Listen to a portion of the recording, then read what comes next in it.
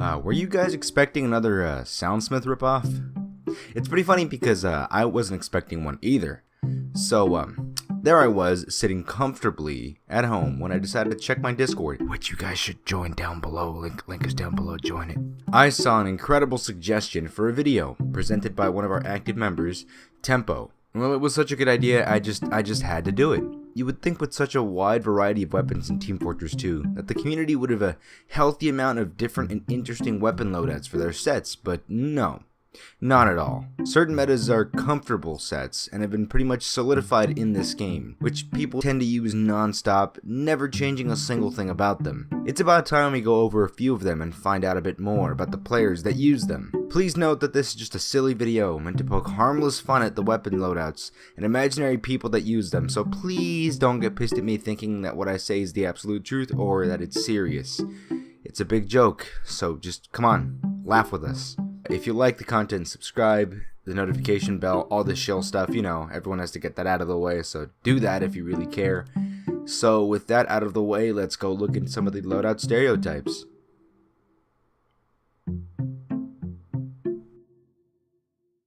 A man who believes he's completely indestructible. Instead of just, you know, honing their soldier skills, they fall back on a set that heals them a bit in return for dropping both an extra rocket and an entire secondary weapon. I always find it so bizarre that players like to fall back on this loadout versus playing smarter and tactically as a soldier. I mean, you're trading such a versatile and high DPS character capable of bombing crowds of people, sweeping up annoying low health enemies, and flying away with the grace of a soaring eagle with a click of a button. For 20 health max a shot, when enemies are easily capable of doing 20 damage to you or more in a single shot themselves. These self-sufficient soldiers strap on this loadout either because there's no medic on the team, they think the medic sucks, or their personal pocket medic isn't even online. In all cases, they get angry that they're being stomped in a pub and try this loadout in order to stay alive a little bit longer. Although they're not inherently mean or anything, they can be a little bit sweaty while also being a little lower on the skill chain.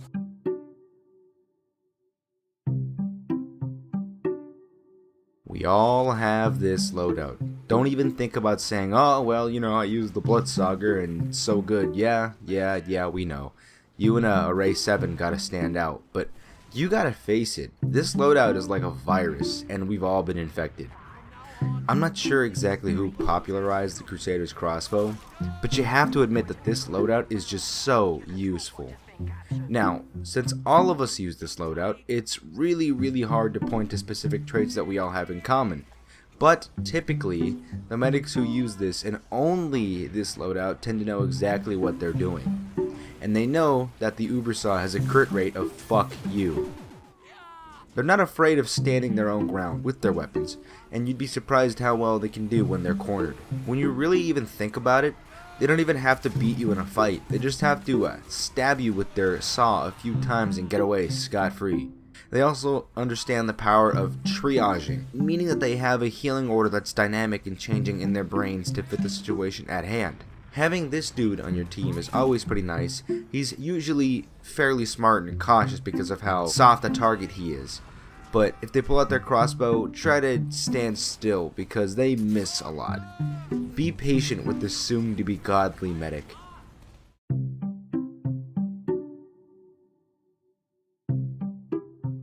Okay, we're not talking JoJo or One Punch Man type weeaboo. We're talking some obscure anime with some weird ass name that looks similar to like every other one that exists.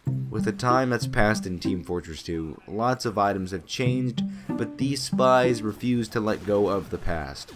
They still try to get those sick long-range ambi headshots, which you obviously can't do, and attempt to run away from pyros with their cheap pocket watch, which is even more difficult to do.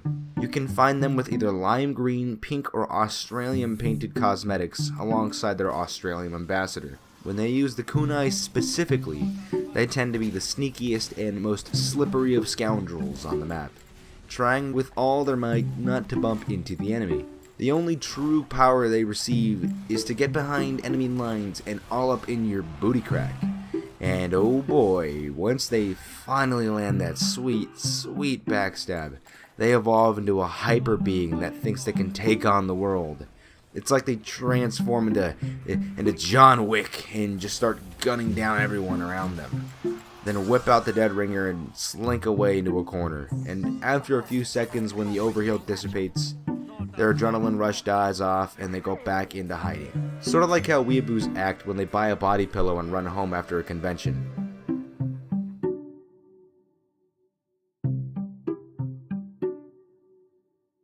This is probably the most common pyro meta, with it being so fast and powerful. The pyros that used to rock the axe extinguisher in the good old days cling on to anything that even remotely resembles the good old puff and sting technique, hence the degreaser and the flare gun. Even now, with this combo, they can effectively light their enemies on fire, air blast them into a predictable trajectory, and then fire a flare right into their face for a not as deadly, but still really satisfying game. Seriously, if you get too close to a pyro rocking this loadout in a close quarters environment, you're pretty much done for. They usually want to match their fast attacks with fast movements, so the power jack fits perfectly for them, whipping that bad boy out whenever they need to sprint across the map and back into action. If you do manage to drop one of these bad boys, you bet your sweet ass he's going to come sprinting to your position the moment he spawns in for some sweet revenge. Unfortunately, their egos can be a little inflated simply because this loadout is just so goddamn easy to use. In their minds, it's all 100% skill, but don't bother arguing with them because they enjoy the salt. For how annoying and persistent they are when you fight against them, they're usually really nice people and are total bros when they're on your team. Just ignore the fact that half of them are furries.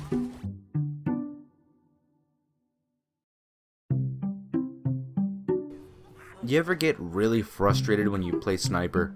Like, there's a spy that always gets you, or there's a sniper that always beats you to the headshot. It always feels like you have someone draining your health. So you skim through your backpack and yes, an item to remedy each of your woes. A machina. Now you don't really even have to aim or try so hard, even when you fight snipers or any other medium class health. Then the Razorback to stop the spy from sticking this knife in your ass while you stay zoomed in for so long with the machina.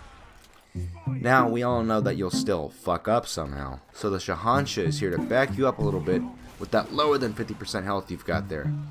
But in reality, these snipers use this loadout to camp somewhere and take pot shots, considering how this gear is built for someone who's gonna stay planted and try to fight off spies. These people aren't bad people in the slightest, but they just don't have the time or desire to put more effort into getting better at sniper.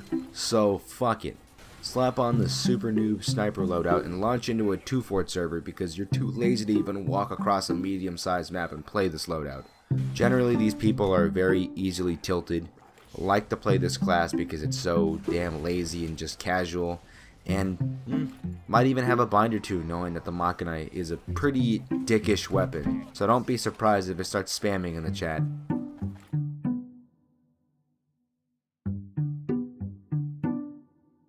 Fighting this loadout is such a fucking pain because it seems like they just don't want to die.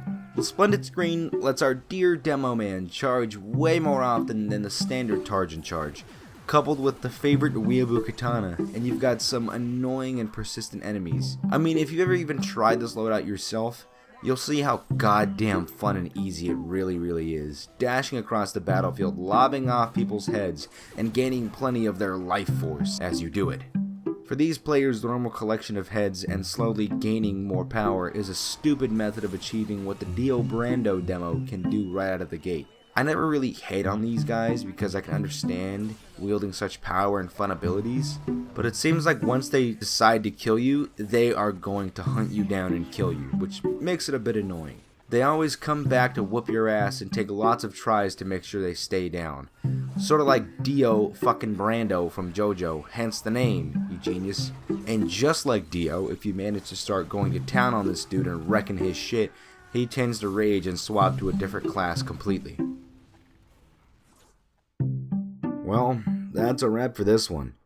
Have you guys seen these loadouts in game? Would you agree or disagree with my opinions about them, let me know down below. And if you like this and other content that I make, don't be afraid to like the videos or even subscribe, because we're close to hitting the biggest milestone I've wanted to hit in a long time, 1,000 subscribers. Also, don't forget to join my Discord, also linked down below, where you can directly chat with myself and many other active members. Together, we brainstorm new videos, have events, and even record, so hurry and join. Thanks for watching, you guys, and I hope to see you guys in the next video. Take care.